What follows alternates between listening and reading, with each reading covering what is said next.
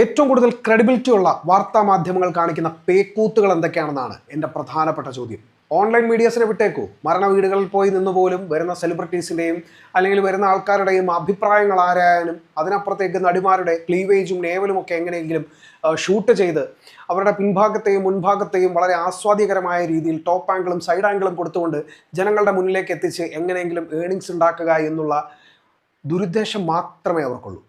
So കിട്ടുന്ന dollar മേടിച്ച് നക്കുക എന്നുള്ളതിനപ്പുറത്തേക്ക് അവർക്ക് പ്രത്യേകിച്ച് ലക്ഷ്യങ്ങളൊന്നും ഉള്ളതായിട്ട് എനിക്ക് തോന്നിയിട്ടില്ല. ഈ സൊസൈറ്റിയോട് ക്രെഡിബിലിറ്റി കാണിക്കുന്ന വളരെ കുറച്ച് മാധ്യമങ്ങൾ മാത്രമേ ഉള്ളൂ എന്ന് ഞാൻ വിശ്വസിക്കുന്നുണ്ട്.